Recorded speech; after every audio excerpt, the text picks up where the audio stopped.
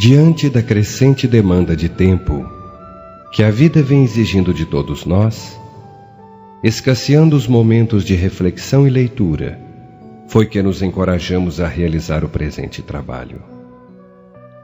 Reunimos aqui algumas páginas psicografadas com referências à Palestina ao tempo de Jesus e sua caminhada entre nós, inspiradas pela autora espiritual em diferentes momentos nos últimos anos, cuja criatividade poética transparece na emoção das narrativas.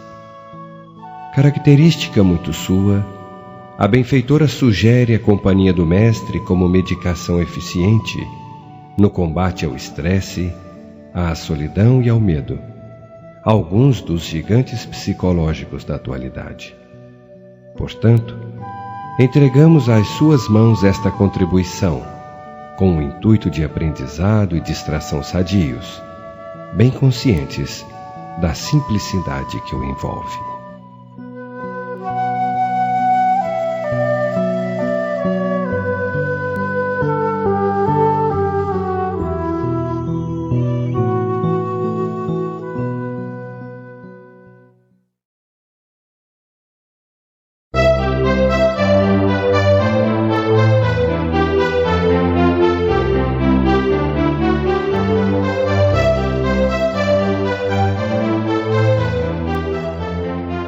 Palavra e ação.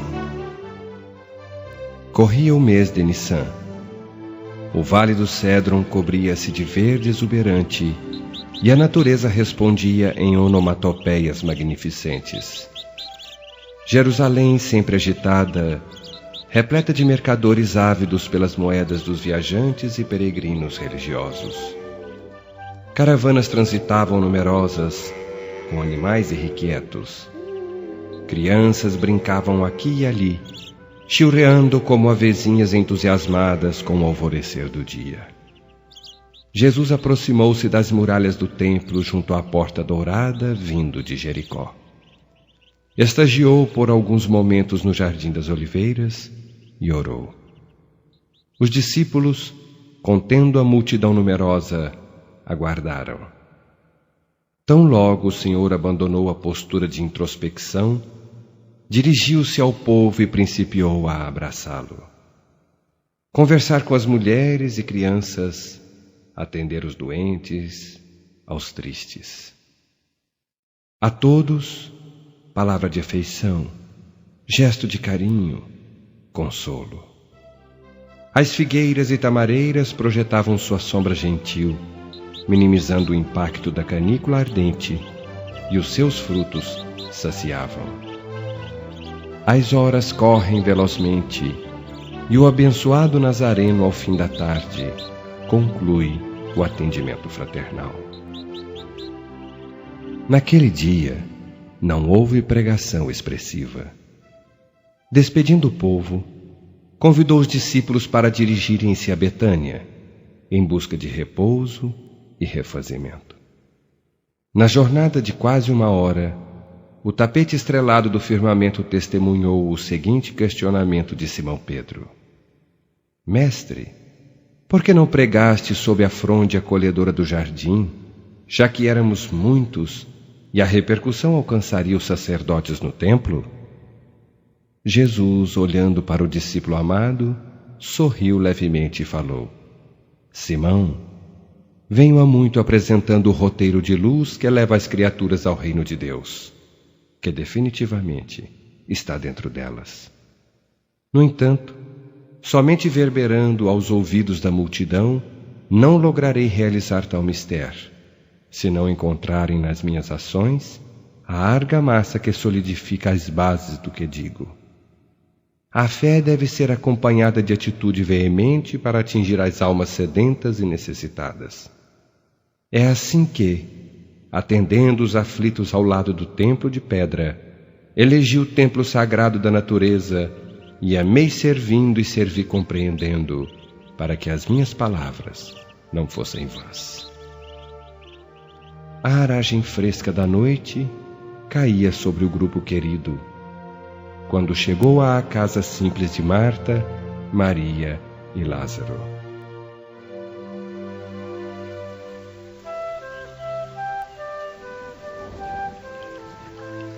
O tempo escoara na ampulheta das horas.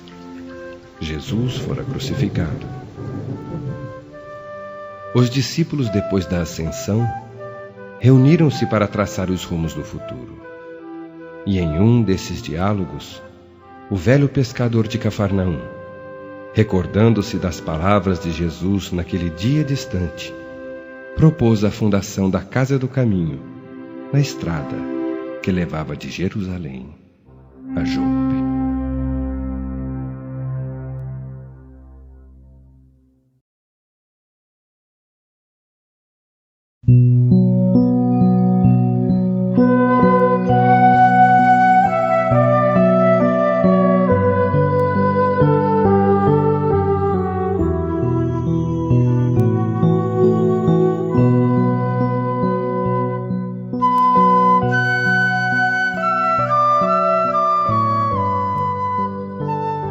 Damos o que temos.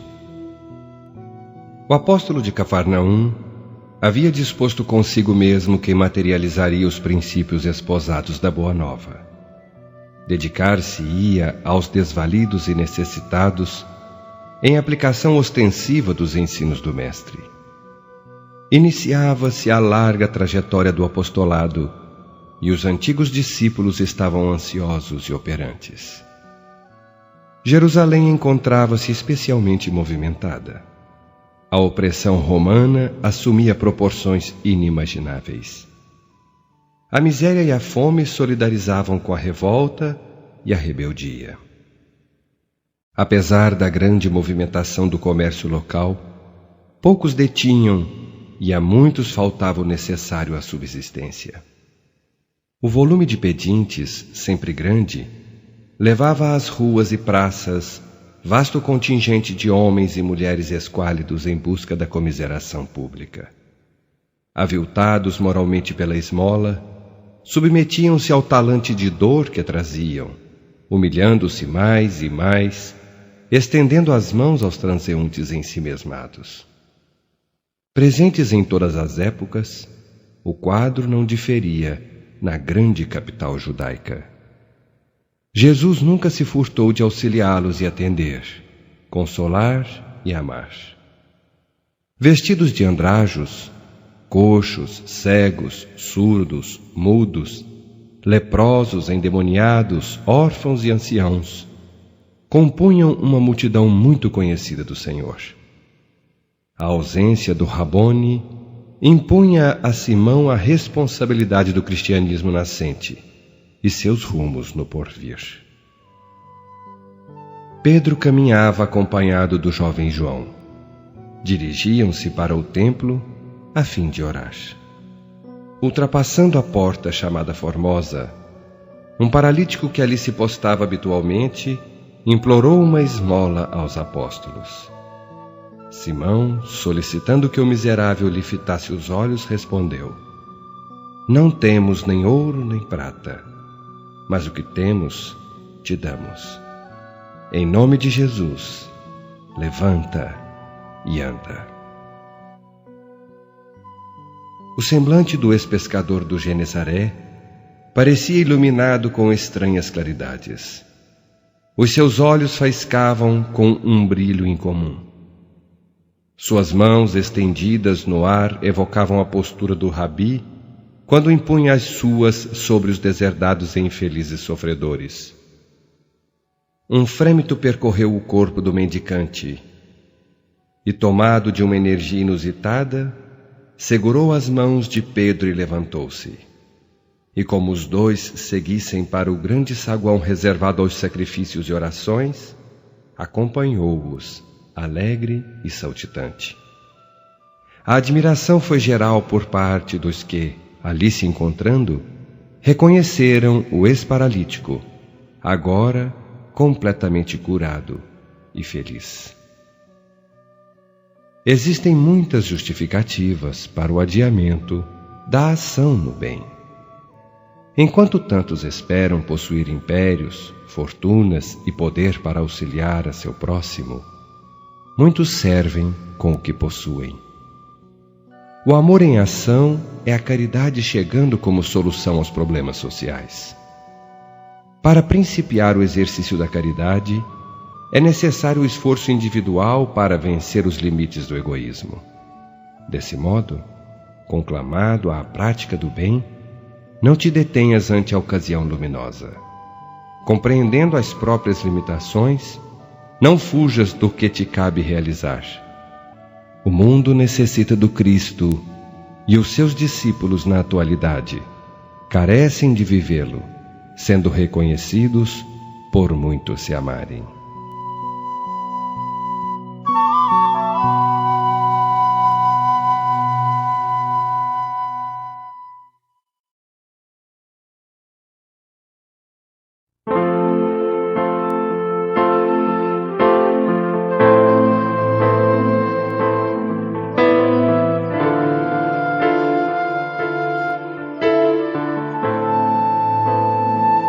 A cura verdadeira. O vento quente naquela tarde abafada tornava ainda mais insuportável o ambiente.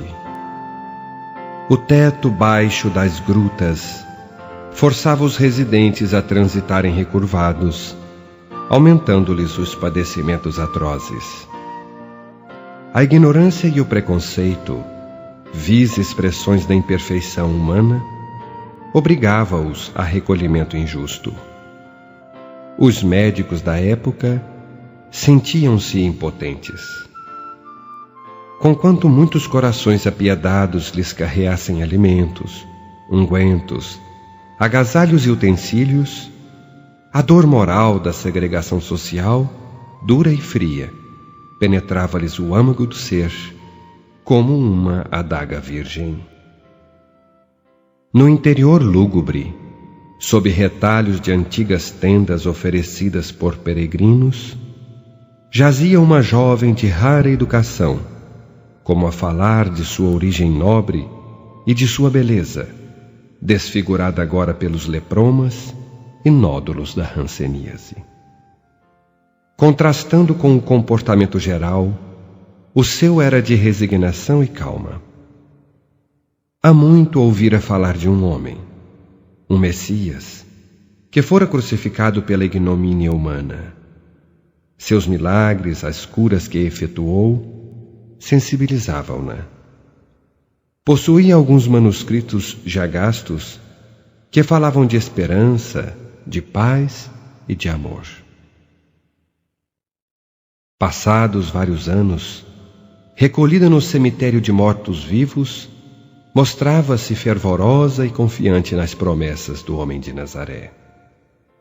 Num daqueles dias de amargura, quando mais se necessita de amigos e mãos generosas, em profundo silêncio, orou pela cura e presença de Jesus. Cansada, rendeu-se ao sono.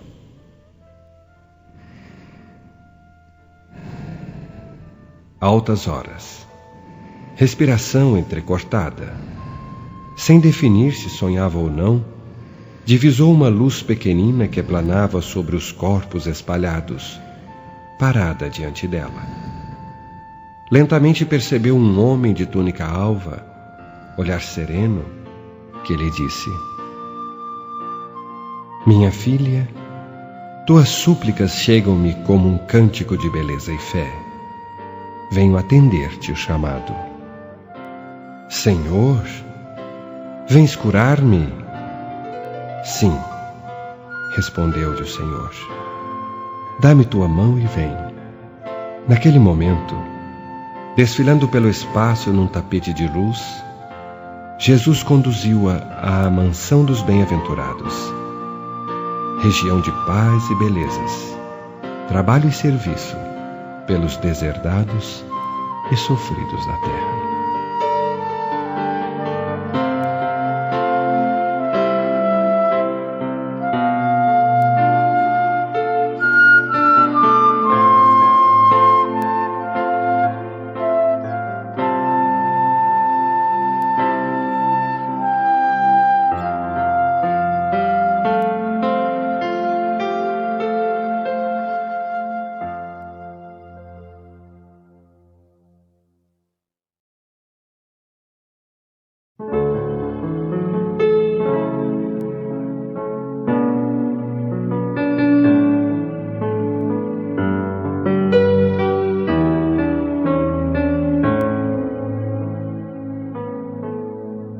Encontro de luz.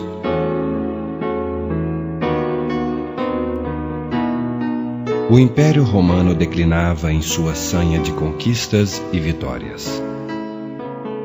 Motivada pela dilapidação das reservas econômicas, pelo grande número de invasões bárbaras e pela descentralização do poder, a sua queda era iminente. Na aprazível Lugdunum de 235 d.C., cuja fundação remonta aos dias faustosos de Júlio César, por volta do ano 58 a.C., uma florescente comunidade cristã reunia-se habitualmente na igreja de São João, a fim de fortalecer-se na fé e no amor, iluminados pelo Evangelho de Jesus. Às margens do rio Rhône e Saône, em torno da colina do Fourvière, caminhava tranquilamente estimado seguidor do cristianismo. De estatura meã, tez amorenada, cabelos castanhos e olhos negros, era escravo na casa de Opílio Vetúrio, abastado comerciante e residente na capital do império. Nascido no cativeiro e levado à casa para servir, o fazia então convicto da imortalidade da alma, da transitoriedade das posições sociais e humanas. Rufo era casado com Dioclécia e possuía 2 filhas, Rufília e Diônia. Capital das 3 Gálias, Lionesa, Aquitânia e Belga, a cidade era centro político, militar, econômico e religioso. As tensões aumentaram com a morte de Alexandre Severo, e as perseguições declaradas por Maximino Trácio, um dos imperadores anarquistas, ameaçava a estabilidade relativa do movimento cristão, deixando os adeptos em constante sobressalto. As ameaças de prisão, torturas e morte nunca se afastaram definitivamente durante os 3 primeiros séculos do cristianismo. Saindo a caminhar, Rufo meditava nos últimos acontecimentos. A quadra invernal aproximava-se e as águas do rio encontravam-se mais frias. A passo lento, vencia a margem do Saône, vendo ao longe os promontórios onde se localizava a legião romana local. Uma nostalgia envolve-o, assentando-se num tronco do caminho. Olha para o azul do céu em busca de inspiração e ora. A alma se lhe evola e a lembrança do mestre lhe enternece as fibras mais íntimas. No altar da natureza, o escravo servidor de Tassiano e Helena percebeu, num êxtase divinal, a aproximação da figura diáfana de um homem do outro lado do rio. Fixando-o atenciosamente, verificou que o visitante caminhava sobre as águas em sua direção.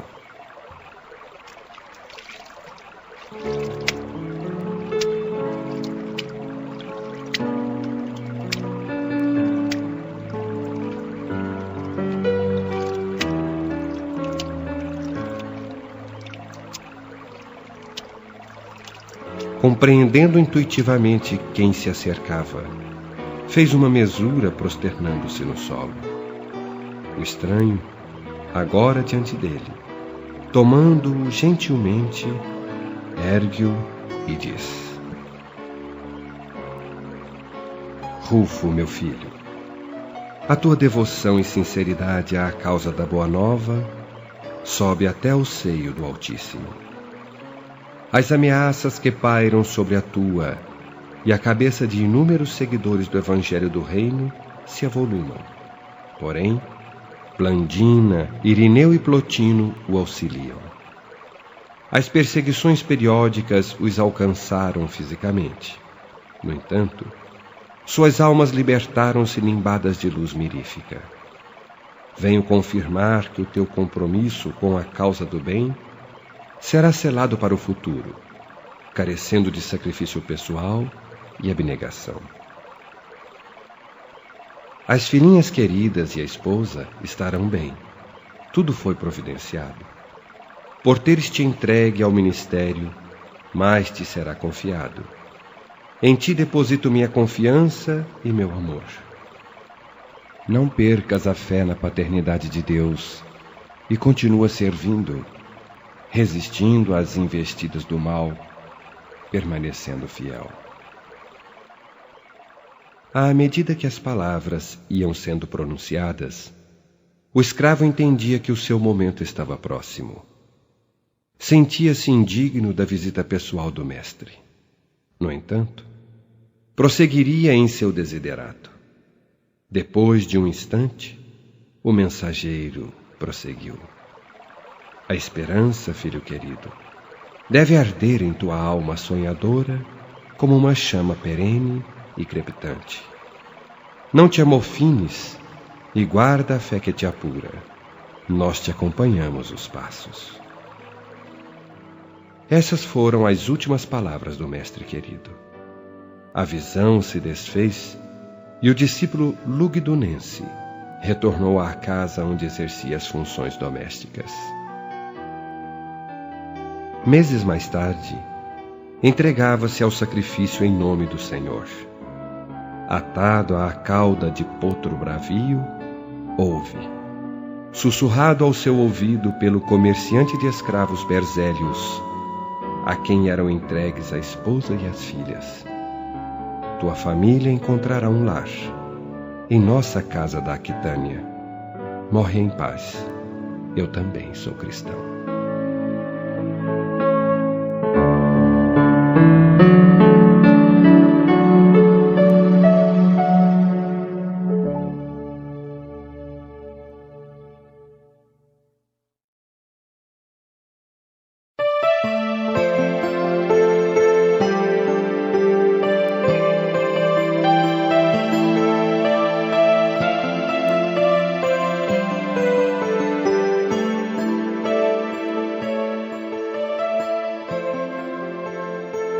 Recomendação de luz. Colecionando as recordações no escrínio do coração, Pedro lança as redes nas águas pescosas do lago.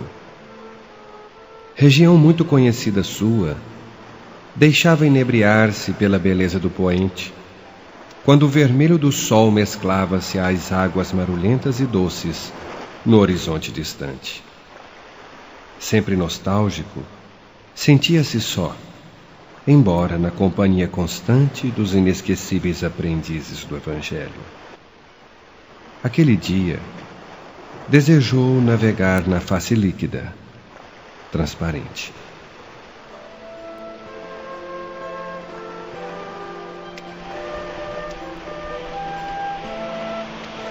Pescar, tarefa comum, fazia com que afogasse as lágrimas de saudade do Senhor. Quando o velário da noite cobriu de estrelas faiscantes o zimbório, ele guardou as redes, dirigindo-se a Cafarnaum, onde repousariam.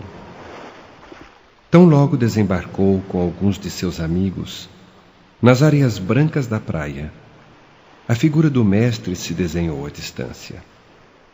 Convidados à aproximação, Jesus envolveu-os na ternura e carinho de sempre. O diálogo franco se estabeleceu. Alegria, diretrizes, saudades, conforto, tudo alcançado sob as bênçãos do Altíssimo. Simão fita-o com gratidão. Despedem-se.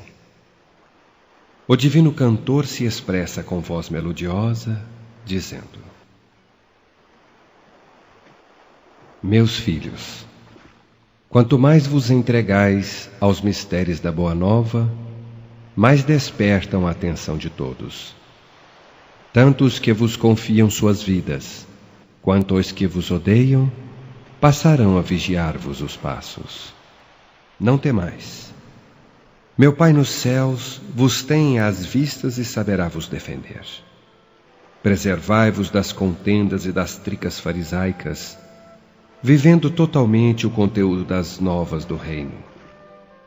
Dessa forma, vos forrareis a muitos dissabores e injustiças. Não vos submetais às imposições das trevas. Antes, acendei a luz da compreensão e do serviço constante pelo próximo. Essas mesmas luzes vos guiarão no porvir, quando fordes convidados a testemunhar fidelidade a mim. Não temais, eu vos afirmo. Zelo do rebanho a mim entregue pelo Pai, atentamente. Adeus, e porfiai até o fim. Desfez-se a figura cintilante do concertista celeste. Os discípulos abraçaram-se em atitude de humildade, confortando-se mutuamente, como a dizerem da necessidade de união e proximidade entre todos, para que a obra não fosse interrompida e atingisse os propósitos de Deus ao revelá-la à humanidade.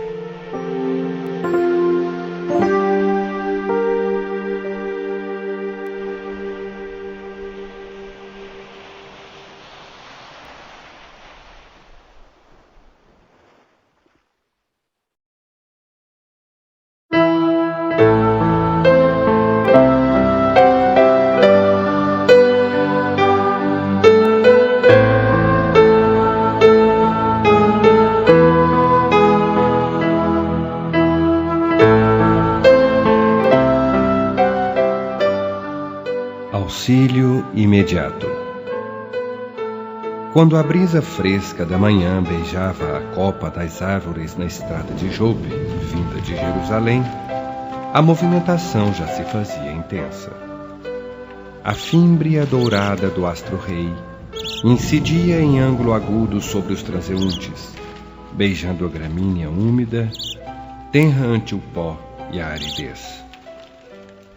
As sandálias pisavam decididas o caminho rumo aos seus destinos. A face as mostrava realidades diversas. Em meio à mole humana, encontrava-se Jonatã, antigo fariseu, agora solitário e doente. A expressão dolorosa, o corpo maltratado, transmitiam uma impressão infeliz, traduzida pelo asco dos circunstantes. Já o quebrado bate à porta da casa do caminho, necessitado e suplicante.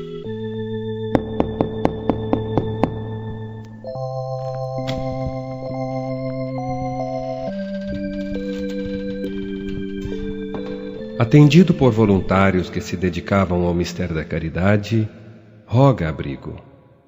Explica a atual situação, aguardando a reação dos diretores.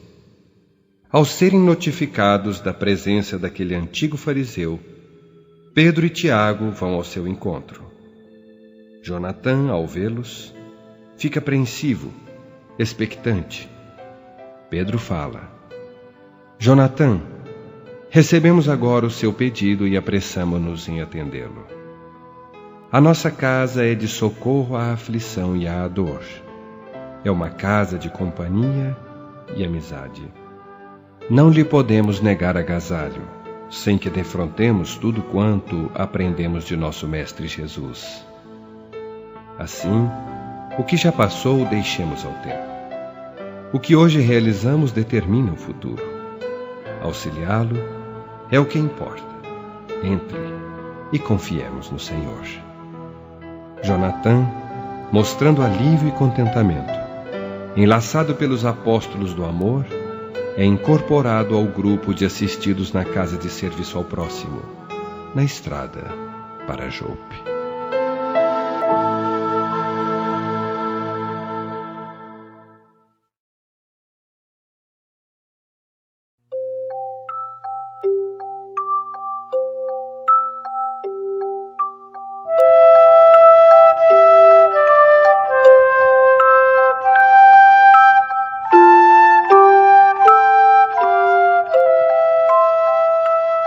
Diálogo de amor. Quando o manto da noite desceu o seu veludo escuro sobre as simples casas de Cafarnaum, o discípulo bem-amado despediu-se para o repouso. Retirou-se, deixando-o em meditação diante da paisagem, emoldurada pelas montanhas de Gadara, além-mar. O brilho néveo da lua deixava seu rastro ondulante na face líquida das águas, levemente eriçada pela brisa que soprava em direção à margem.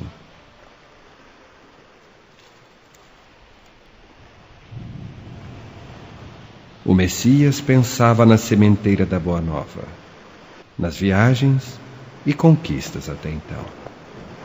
Imerso nesses pensamentos, ouviu passos, registrando a aproximação do menino João. Os seus olhos brilharam ao se cruzarem com os do discípulo jovem. Intimamente conhecia aquele espírito. Sua devoção era antiga e os laços de amor eram estreitos entre ambos. Ameaçando sentar-se, Jesus convida-o a caminhar enquanto conversassem. Próximos o suficiente para enlaçarem-se, João rompe a nostalgia do momento, cercado por tamareiras carregadas de frutos e ciprestes antigos e vetustos, movimentadas as suas copas pela viração noturna. Mestre, anseio por voos mais altos. Vislumbrando os limites humanos, desejo suplantá-los sem mesmo saber como. Pode ajudar-me? João, meu filho, disse-lhe sereno, todos fomos criados para crescer. O progresso é lei de meu pai, e ao influxo de suas leis, gravitamos rumo à imortalidade. Anelamos por maiores conquistas devido à intuição dos programas divinos, não nos contentando com os limites vigentes. Isso é natural e merece atenção, sem sofrimento ou ansiedade. Mas, Senhor, em que poderia eu crescer, tendo em vista a simplicidade de meus recursos culturais e dos conhecimentos sobre a natureza? Bem sabe de minha origem humilde. João, bem sei sobre o seu berço nessa existência. Entretanto, sei ainda mais da origem de seus sentimentos. Cuide em multiplicá-los em seu coração, ampliando cada vez mais as leiras de amor cultivadas no solo de seu íntimo. Essa messe sagrada lhe será motivo de paz e júbilo. Não será preciso, no entanto, que adquira ciência e conhecimentos?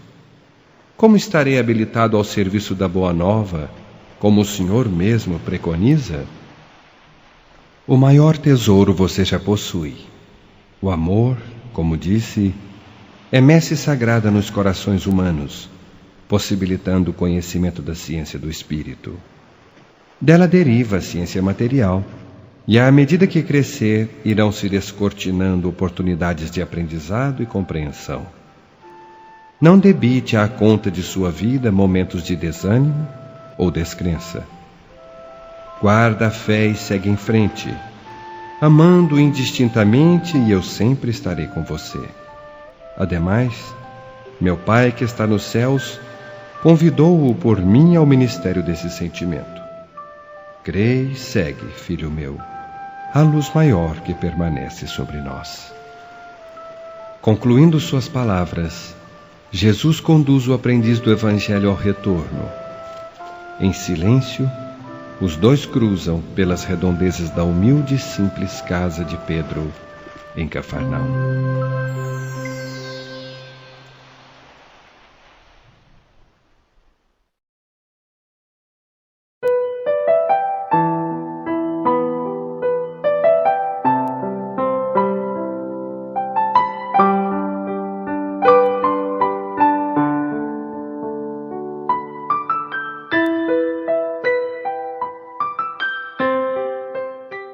Segura diretriz. O ex-doutor da lei, agora convertido de Damasco, recebe na face a aragem fresca da noite. Encostado ao móvel, vislumbrava ao longe, através das janelas, estrelas faiscantes, falando da majestade de Deus. desfilavam na lembrança os momentos culminantes da sua vida. A infância em Tarso, o aprendizado com o sábio Gamaliel e a estrada para Damasco. Optara pela fidelidade ao mestre e, desde então, vinha sendo vítima da incompreensão e suspeita dos adeptos do carpinteiro. Entendia as prevenções, embora não se forrasse às amarguras. Admitido naquela casa, necessitava de melhores esclarecimentos e mesmo estreitar os laços com aqueles que conviveram e compartilharam a presença de Jesus. Animado pelos pensamentos de união e irmandade, dirigiu-se ao aposento contíguo, chamando suavemente: Pedro, caro amigo, poderia dar-me um instante? O apóstolo acena para entrar, anuindo positivamente. O ex-rabino continua: Tenho pensado muito em tudo quanto causei de aflição e dor nos lares de muitos seguidores do Mestre. Aflijo-me ante a consciência culpada e anelo por desfazer todas essas atitudes. Elas pairam como nuvens ameaçando a minha tranquilidade íntima. Ajude-me. Paulo, disse o antigo pescador, sentindo a sinceridade em sua alma. Todos nós agimos na vida com livre-arbítrio, julgando oportunas certas atitudes que, em dada época, verificamos como sendo ledo equívoco. Assim, também eu, certo de minha fortaleza interior, neguei ao Senhor no momento extremo, faltando a Ele quando mais precisava de mim. Apesar da consciência de meu erro, não trago comigo a mente em desalinho, deixando acinzentar o céu de minha alma. Aguardo, contudo, o momento de testemunhar-lhe minha fidelidade e sinceridade. Essa hora chegará. E como aguardar tal instante, redarguiu o futuro apóstolo dos gentios.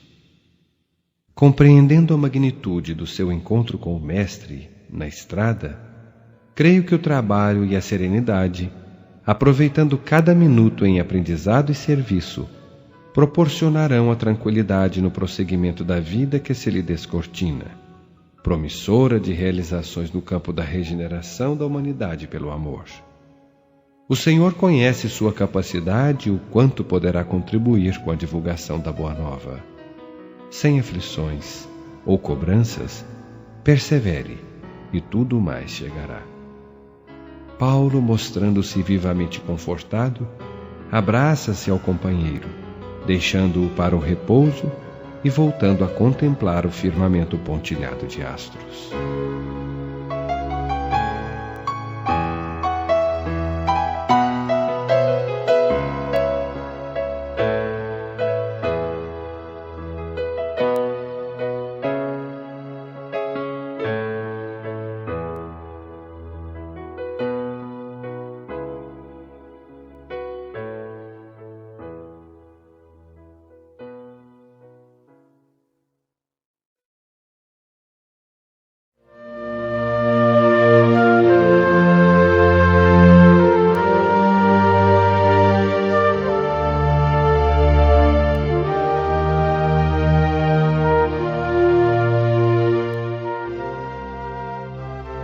Saudade do Mestre. O vento encrespava as ondas do lago, tornando-as espumantes e agitadas. Da areia fina, sob um cipreste gentil, relembrava tantas vezes ancorara o barco humilde, estendendo as mãos para ele vir a bordo. O cinza do céu mais amargurava, vergado intimamente pela saudade atormentadora.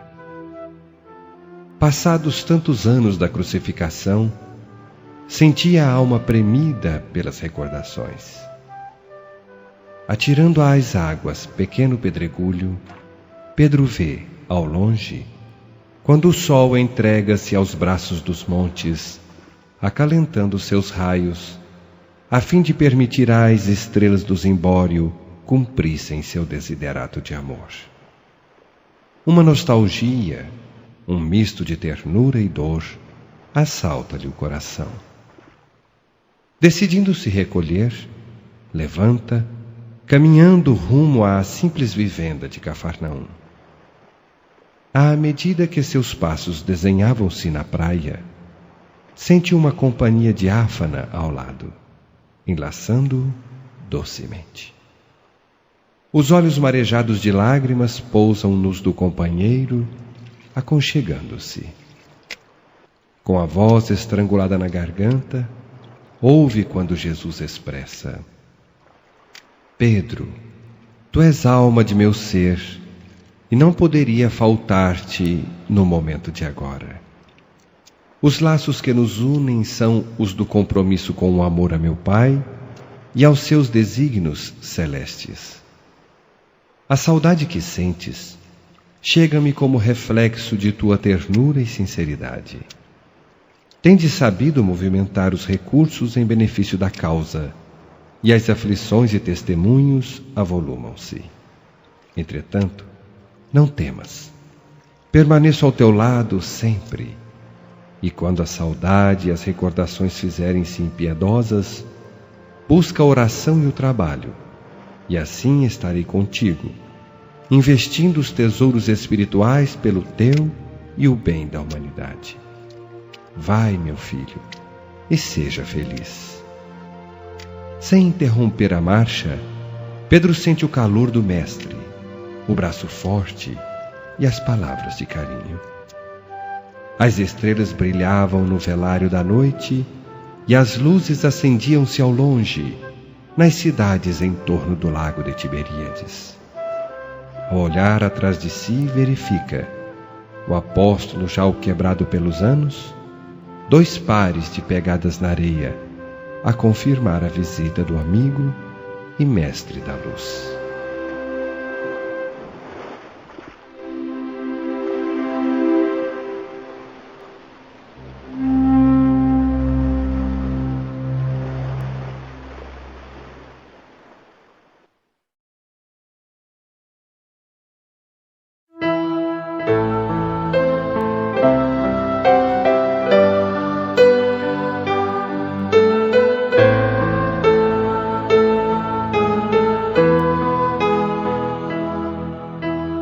Caminho de volta. Acalentava o Messias rever suas terras, as grandes tamareiras dobradas ao vento outonal. Fitar as ondas se quebrarem nos rochedos ou beijarem as areias brancas do lago próximo. Compartilhar com os familiares sua mensagem e convidá-los também para o banquete celeste. A caminhada pela Samaria revelou-se pródiga de acontecimentos, aumentando ainda mais a repercussão de seus feitos pelas redondezas. Enquanto seus passos mansos abençoavam o pó da estrada agreste, o céu derramava azul em sorrisos esplendorosos, cantando a glória de Deus em visita ao mundo. À vista das familiares regiões, seu coração pulsou sob a melodia do amor que o conduzia. Sabia intimamente da inveja dos conterrâneos e de quantos compartilharam de sua infância especial. Nesse diapasão, pleno da harmonia e ao compasso da ternura, adentra Nazaré, anunciado por uma multidão de seguidores. Dirigiu-se à casa materna, onde permaneceu por largas horas, até virem buscá-lo para compartilhar o pão em residência de eminente cidadão. Atendendo ao convite, pôs-se a caminho, sempre ladeado pelos estudantes da verdade. Saudados à porta pelo anfitrião ilustre, Jesus se assenta e começa a discursar as maravilhas da Boa Nova. O momento era precioso. Era hora de convidar aqueles homens para o festim espiritual. Seus lábios abriram-se e, qual cancioneiro celestial, ministrou inúmeros ensinos. Aquele que quiser ser o Senhor, seja o escravo. O que quiser ser o maior, seja o servo.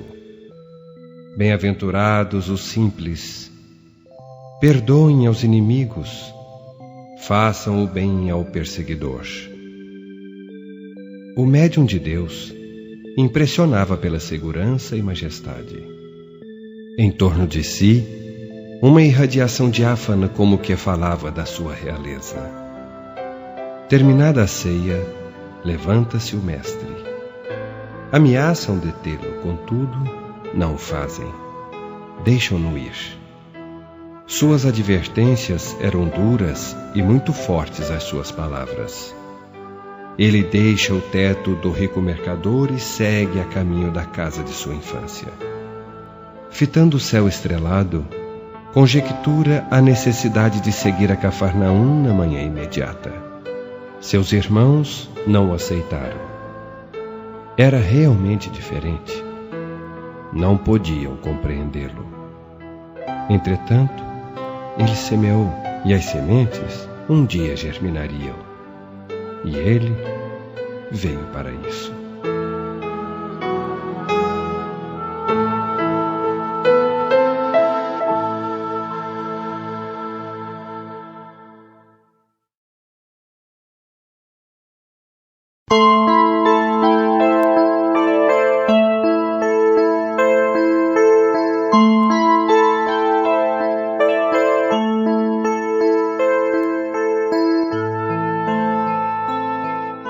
O convite irrecusável. Naqueles dias de profunda comoção, pairava no ar um perfume de rara beleza. Embora a turba manifestasse o desagrado pela subjugação romana, muitos andavam como que impregnados pela fragrância do amor de Deus, personificado na terra. Jerusalém achava-se conturbada com o burburinho comercial e a agitação religiosa. Muitos peregrinos vindos para a Páscoa registravam os comentários acerca de Jesus. A sua presença na cidade sagrada inquietava os fariseus e doutores da lei, motivados pelo ciúme e pelo fanatismo de que eram vítimas. Insatisfeitos com a projeção do Nazareno, urdiam como colocá-lo diante do representante de César, incriminá-lo, indispô-lo ante o governo da província. Enquanto isso, ciente da trama adversária, o Galileu prosseguia suas pregações, advertências e curas. Na tarde morna e abafada que antecedia ao momento fatídico do Calvário, estando ele sentado com os discípulos, rodeado da multidão, exaltava o amor às criaturas, relembrando o cântico das bem-aventuranças.